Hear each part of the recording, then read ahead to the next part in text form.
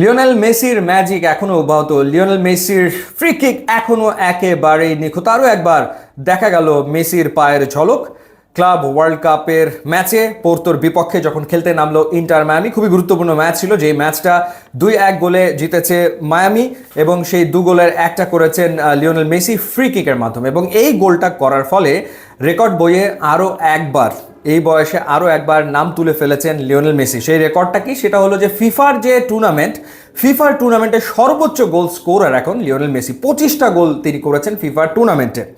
তিনি বিশ্বকাপ খেলেছেন 5টা, 2006, 2010, 2014, 18 এবং 22। এই 5টা বিশ্বকাপে তার গোল সংখ্যা হচ্ছে 13।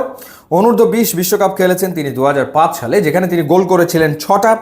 ক্লাব বিশ্বকাপ তিনি খেলেছেন 2009 ও 2011 সালে বার্সেলোনার হয়ে, এবং 2025-এ খেলছেন ইন্টার মায়ামির হয়ে, যেখানে তার গোল সংখ্যা হচ্ছে 6। সো ফিফার টুর্নামেন্টে তার গোলের সংখ্যা হচ্ছে 25। তিনি ছাড়িয়ে গেছেন সবাইকে।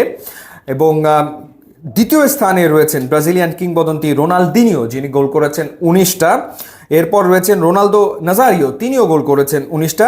পর্তুগিজ সুপারস্টার ক্রিস্টিয়ানো রোনালদোর গোলের সংখ্যা হচ্ছে 17, এবং ইউরুগুয়ের তারকা লুইস সুয়ারেজের গোলের সংখ্যা হচ্ছে 17। এতদিন ধরে যৌথভাবে শীর্ষস্থানে ছিলেন লিওনেল মেসি এবং ব্রাজিলিয়ান নারী ফুটবলার মার্তা, যিনি ব্রাজিলের লিজেন্ড, তার গোল সংখ্যাও 24 নারীদের যে ফিফা টুর্নামেন্টগুলো রয়েছে সেখানে। তো সেই মার্তাকে ছাড়িয়ে এখন একেবারে চূড়ায় পৌঁছে গেলেন লিওনেল মেসি। এবং যে গোলটা তিনি করেছেন, সেই গোলটা করেছেন তিনি ফ্রি কিকের মাধ্যমে, দুর্দান্ত ফ্রি কিকের মাধ্যমে, নিখুঁত ফ্রি কিকের মাধ্যমে। এবং ফ্রি কিক থেকে লিওনেল মেসির করা এটি 68তম গোল। এবং ফ্রি কিকের যে গোলের হিসাব, সেখানে এখন তিনি রয়েছেন 3 নম্বরে। তার ওপরে দুজন রয়েছেন, একজন হচ্ছেন জুনিনহো পার্নাম্বুকানো, যিনি গোল করেছেন 77টা, এবং তার পরের স্থানেই রয়েছেন ব্রাজিলিয়ান কিংবদন্তি পেলে, যিনি ফ্রি কিক থেকে গোল করেছেন 70টা।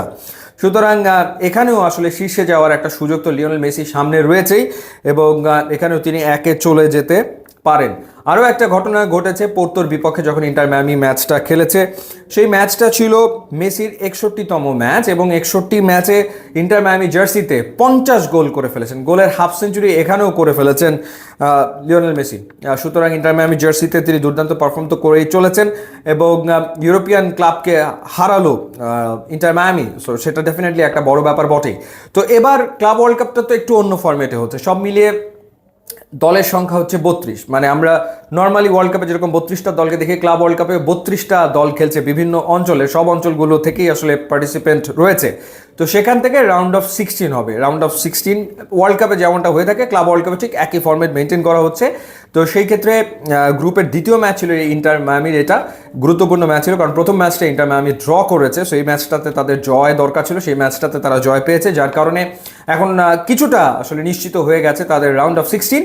তো দেখা যাক ক্লাব ওয়ার্ল্ড কাপে কতদূর পর্যন্ত ইন্টার মায়ামি যেতে পারেন বা লিওনেল মেসি পৌঁছতে পারেন।